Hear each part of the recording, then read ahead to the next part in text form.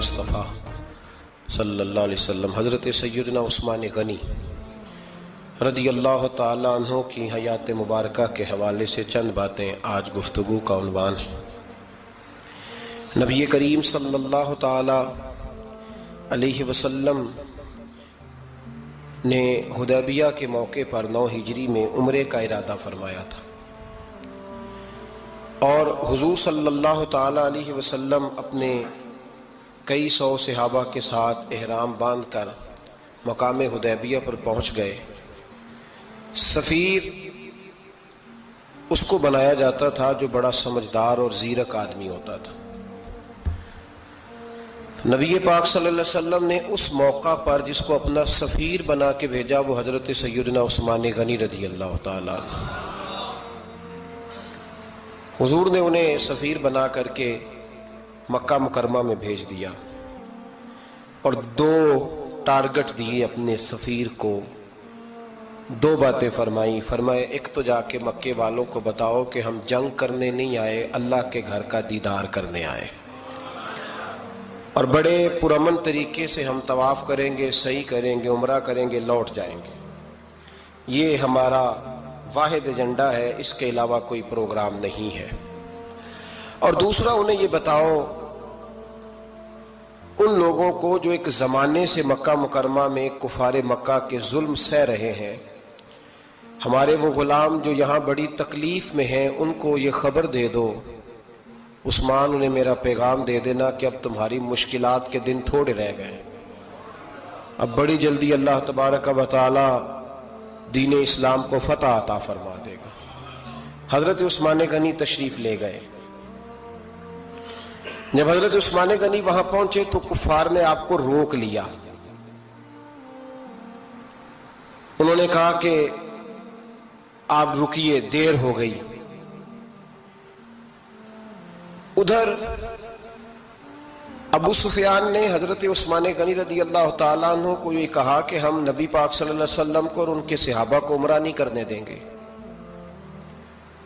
آپ اگر چاہیں تو وہ سامنے بیت اللہ شریف ہے، طواف کریں، آب زمزم پئیں، حجر اسود پہ جائیں، مقام ابراہیم پہ جائیں، صفا مروہ کریں، آپ چاہیں تو کر لیں۔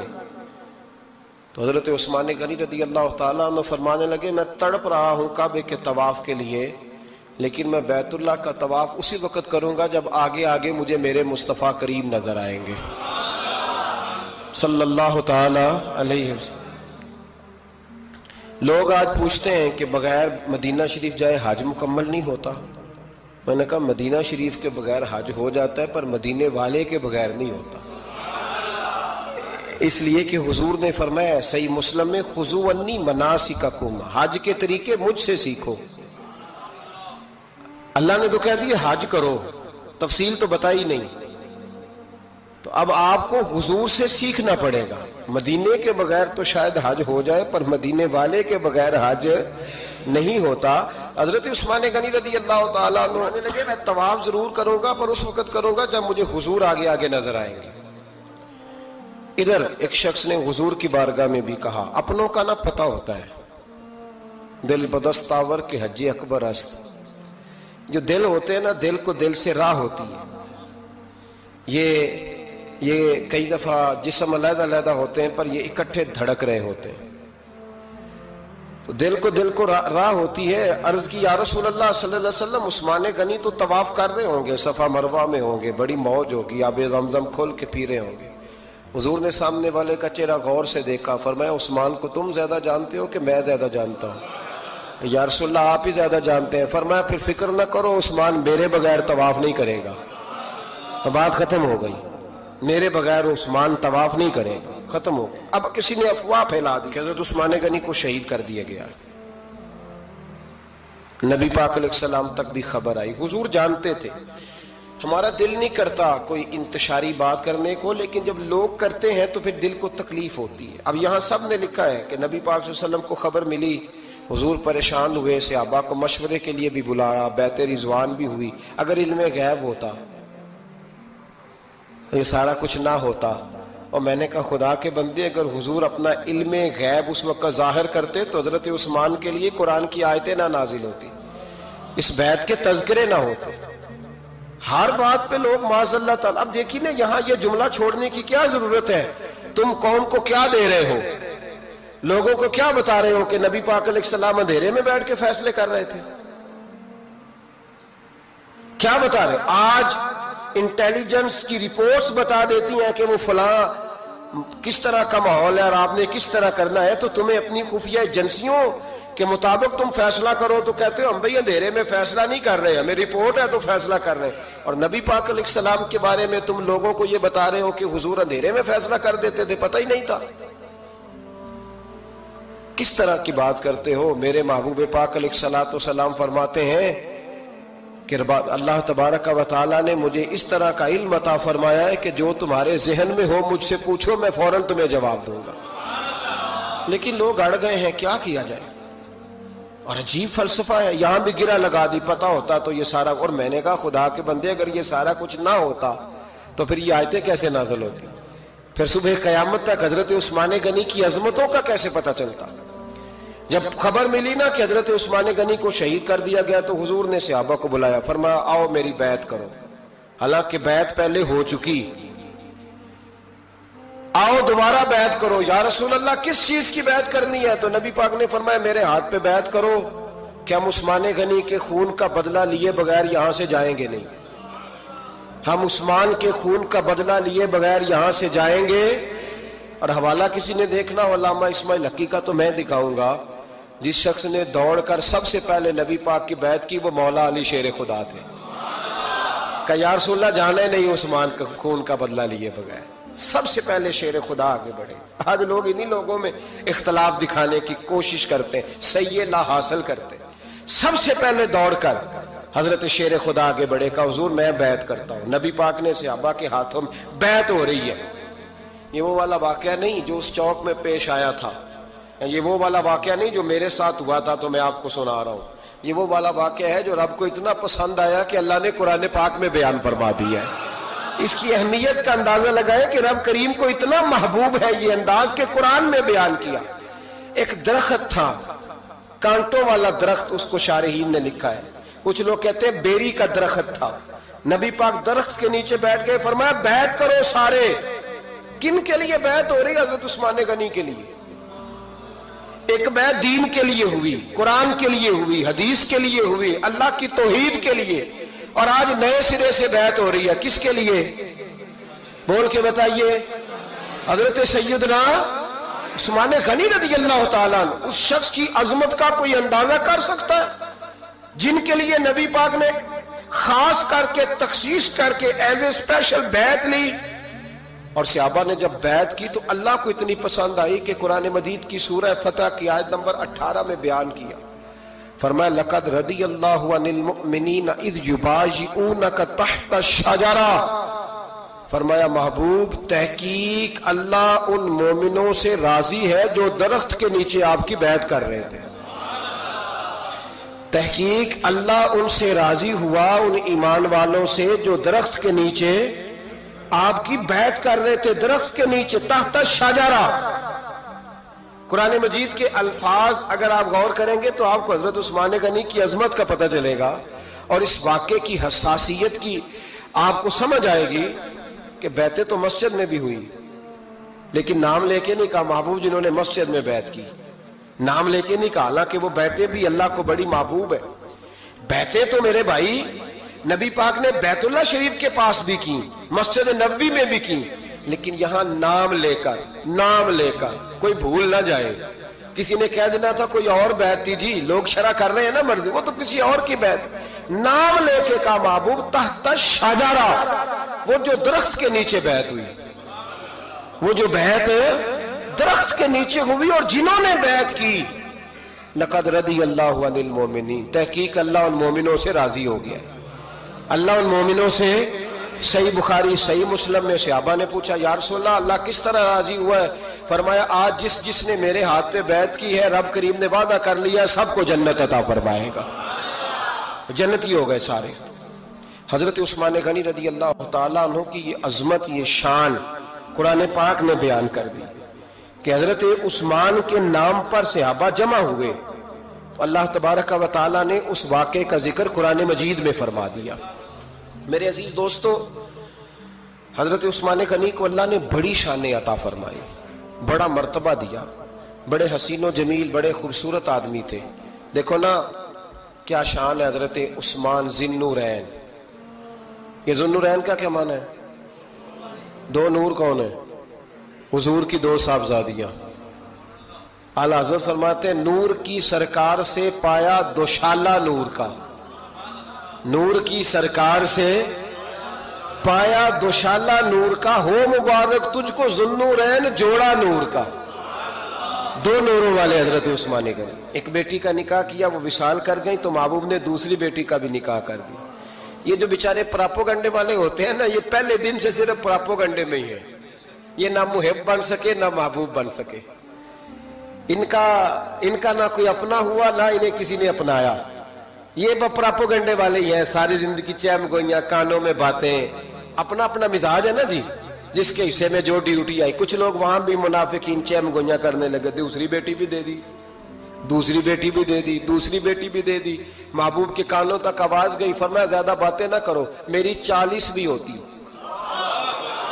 وہ ختم ہو گئی بات، تم 2-3 کی بات کرتے ہو۔ حدیث مبارکہ کے لفظ ہیں، نبی پاک نے فرمایا میری 40 بھی ہوتی، ایک کے بعد دوسری انتقال کرتی رہتی، میں ساری عثمان کو دے دیتا۔ حد ہو گئی بھائی، اتنا بڑا مرتبہ، چیم گوئیاں نہ کرو، دوسری بھی دے دی، میری 40 بھی ہوتی۔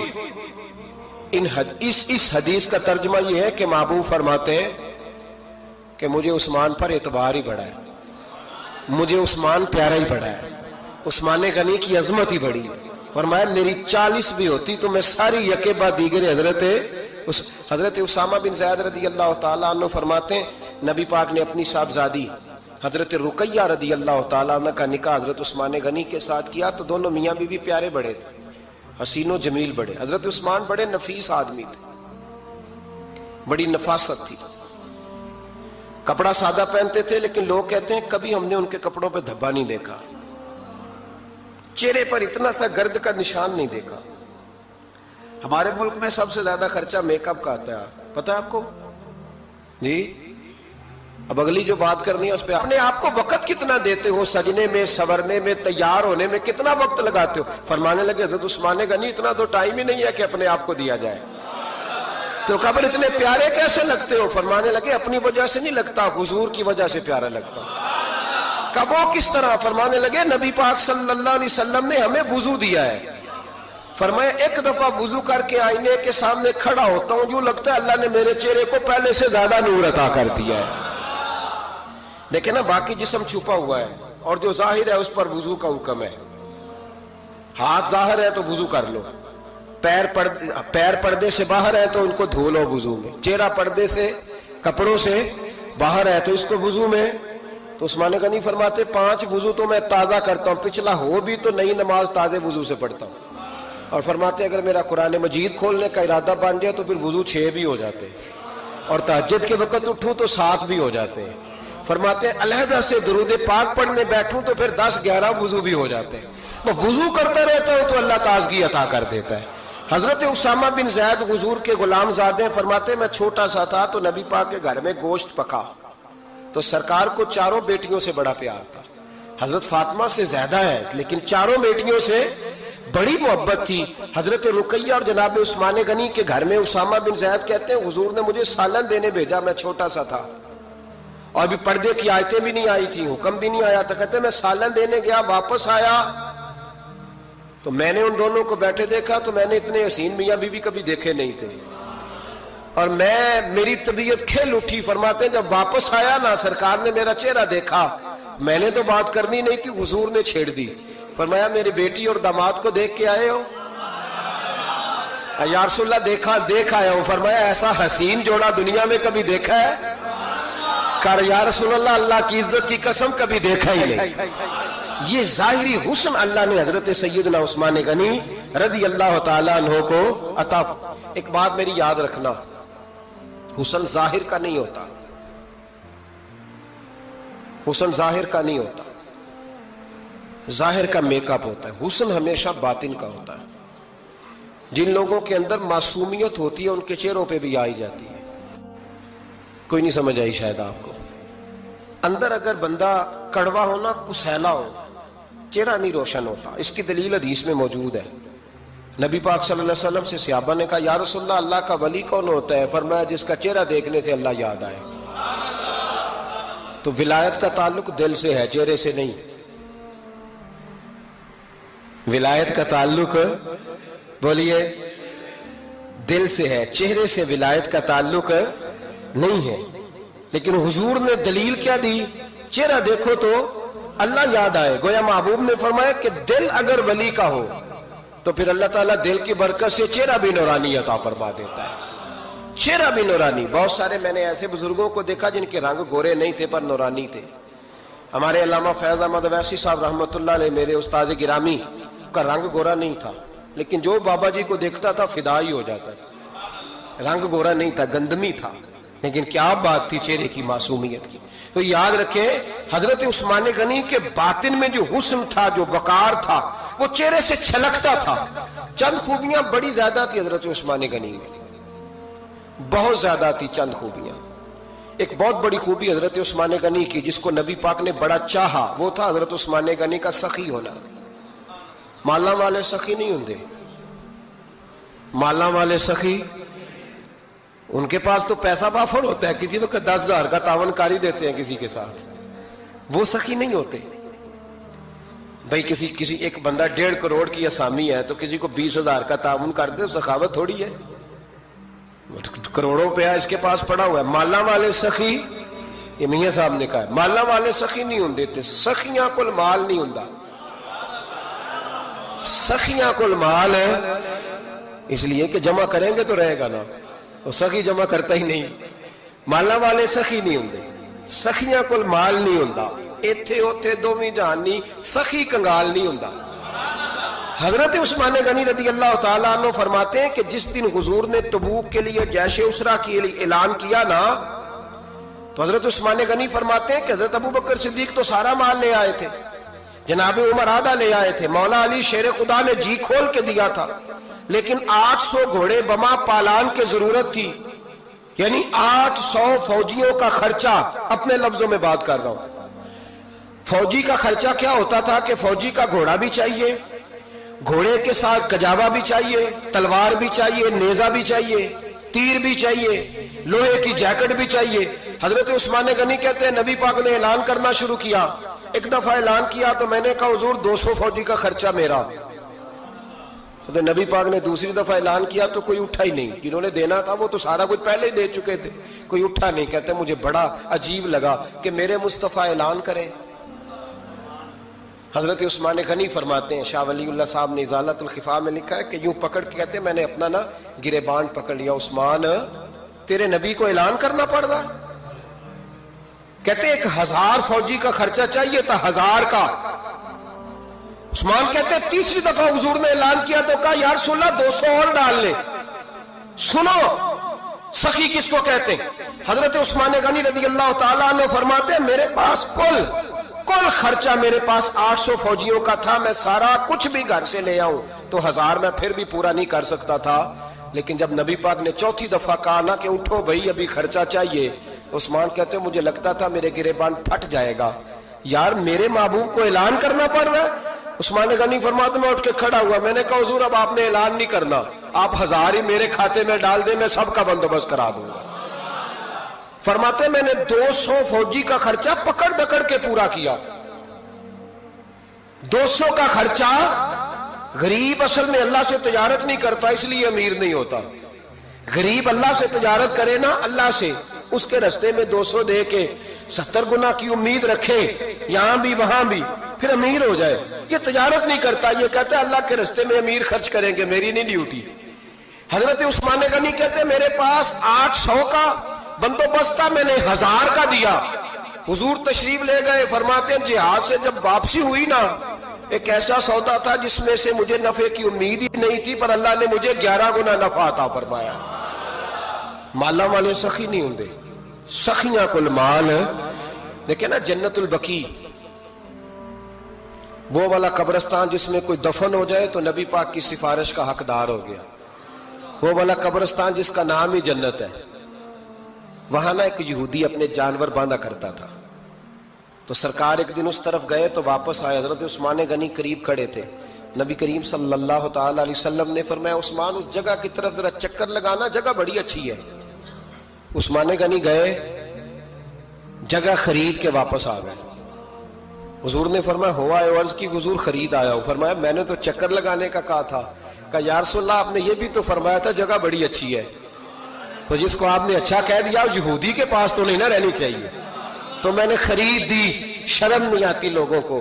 حضرت عثمان کے بارے میں بات کرتے ہیں، جس قبرستان میں سیدہ پاک بی بی صاحبہ حضرت فاطمہ الزہرا آرام کر رہی ہے، وہ زمین حضرت عثمان نے تحفہ دی ہے۔ حیا نہیں آتی بات کرتے؟ شرم نہیں آتی؟ یہ صدقہ سیدہ فاطمہ کا ہی ہے، انہی کے لیے اللہ نے تحفہ دیا، اور اس کے پیسے حضرت عثمان غنی نے ادا کیے۔ پھر اس قبرستان میں سیدہ پاک نے آرام کیا، پھر اسی قبرستان میں عثمان ابن مظعون نے آرام کیا، پھر اسی قبرستان میں حضرت حلیمہ سعدیہ لیٹی ہوئی ہے، اسی قبرستان کے اندر نبی پاک کی زوجہ سیدہ عائشہ آرام کرتی ہے، پھر اسی زمین پر میرے محبوب کے پیارے نواسے امام حسن آرام فرمائے۔ حضرت عثمان غنی رضی اللہ تعالیٰ عنہ کے بارے میں بات کرتے تیری زبان نہیں کانپتی؟ ان کو بات کرتا ہے جن کے تحفے اہل بیت نبوت نے قبول فرمائے اور وہاں آرام کرنا انہوں نے پسند کیا، اتنا بڑا جرت بند ہو گیا تو۔ حضرت عثمان غنی رضی اللہ تعالیٰ عنہ فرماتے ہیں کہ میں نے پہلے بھی میں بڑا تاجر تھا، لیکن جب سے مصطفیٰ کے نام پر خرچ کرنا شروع کیا، پھر کہاں کہاں سے آیا کب، اور بڑی سیانی بات فرماتے ہیں۔ آپ فرماتے ہیں میں کلمہ پڑھنے سے پہلے تجارت کو وقت زیادہ دیتا تھا، اور مسلمان ہونے کے بعد میں نے تجارت کو ٹائم تھوڑا دیا، پر اللہ نے روزی مجھے زیادہ عطا فرمائی، اس لیے برکت پر ہماری توجہ نہیں رہی، غیبی خزانوں پر خیال ہم نے چھوڑ دیا ہے۔ غیبی خزانوں سے جو چیز ملتی ہے وہ زیادہ ملتی ہے، جو مادی ذرائع سے ملتی ہے وہ چیز کم ہوتی۔ حضرت عثمان غنی پر الزام لگا جب آپ کا دور حکومت تھا، یہ یاد رکھیں کہ سب سے زیادہ الزامات حضرت عثمان غنی پہ لگائے گئے۔ جن بندوں کے قد کاٹ زیادہ ہوتے ہیں ان کے خلاف پروپیگنڈے بھی لمبے چوڑے ہی ہوتے ہیں۔ بڑی بڑی بات یاد رکھنا، کہا گیا کہ حضرت عثمان لوگوں کو نوازتے بڑا ہے، بڑا دیتے ہیں حضرت عثمان غنی۔ تو حضرت عثمان غنی فرمایا کرتے تھے حکمران تو میں آج بنا ہوں تو میں تو پہلے بھی بڑا دیتا تھا، وہ کس خزانے سے دیتا تھا؟ آپ جواب دیا کرتے۔ دیکھیں ذرا، لاکھوں لوگ حج کرنے آتے تھے، پر حضرت عثمان غنی حج کرنے جاتے تو اعلان کر دیتے کہ کوئی حاجی حج کے موقع پر آ کے کھانا نہ پکائے، سب کو کھانا عثمان غنی اپنی جیب سے دیا کرے گی۔ مینا میں لنگر کھانا ہوتا تھا حضرت عثمان غنی کا، مینا میں فرماتے تھے کھاؤ حاجیوں جتنا کھا سکتے ہو، اور پھر حضرت عثمان غنی کا اعلان تھا، خدام کو کہتے تھے میں آخر میں کھاؤں گا، پہلے میرے سارے آنے والے حاجیوں کو کھلایا جائے۔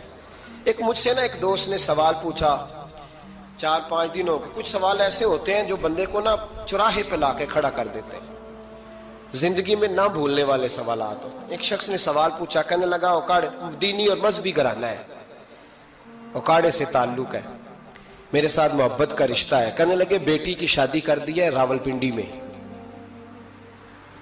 آپ کی بھی بیٹیاں ہیں میری بھی بیٹی ہے، بیٹی کی شادی کر دی ہے راولپنڈی میں، اب بچی چند دن رہنے آئی ہے، پوچھنا یہ ہے کہ نماز پوری پڑے گی کہ قصر پڑے گی؟ تو میرا تو اس نے کام کر دیا، حد ہو گئی، رو رو کے برا حال۔ میں نے کہا یار تو بند کر دے فون، رات کو بتاؤں گا۔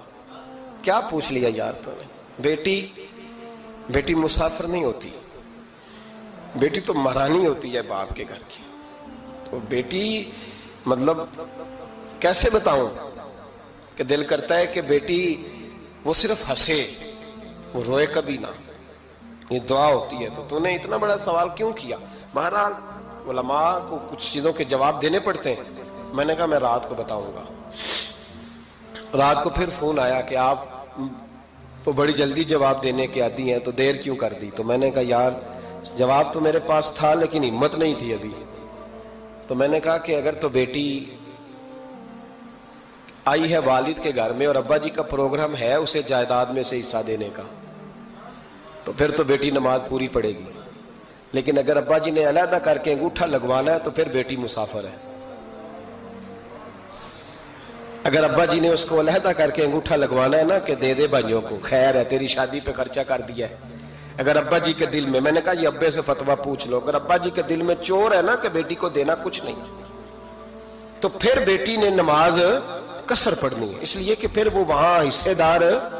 اس کی دلیل حضرت عثمان غنی رضی اللہ تعالیٰ عنہ حج کے لیے تشریف لے گئے تو لوگوں نے حضرت عثمان غنی سے کہا کہ نبی پاک بھی قصر نماز پڑھتے تھے، حضرت عمر بھی حج کے موقع پر قصر پڑھتے، حضرت ابو بکر بھی، آپ کیوں پوری پڑھتے؟ فرمایا ان کا مکے میں گھر کوئی نہیں تھا، میرے تو پورے کے پورے باغ ہیں، تو میں یہاں مسافر نہیں ہوں، میں یہاں مقیم ہوں، تو اگر تو بیٹی کا حصہ بھی ہے ابا جی کے گھر میں تو پھر وہ نماز پوری پڑے گی۔ لیکن اگر ابا جی نے اللہ تعالیٰ خیر فرمائے بیٹوں کے حق میں فیصلہ سنا دیا ہے اور انہوں نے بیٹی سے کہہ دیا ہے کہ چھوڑ، جو بیٹیاں حصہ لیتی ہیں ان کے بھائی نہیں ملتے تو نہ ملے بھائی، کوئی حرج نہیں، ضروری ہے ظالم بھائیوں سے رابطہ رکھنا جو کھا جائے بہنوں کا حصہ۔ والد ظالم ہے، ظالم ہے باپ، بیٹے کو حصہ دیتا ہے بیٹی کو نہیں دیتا۔ اور یہ 1.5 مربے والے جاگیردار کی بات نہیں کر رہا جس کا 4 مرلے کا مکان ہے، اس کی بیٹی کا بھی حصہ بنتا ہے۔ کیوں کھاتے ہو بیٹیوں کا حصہ؟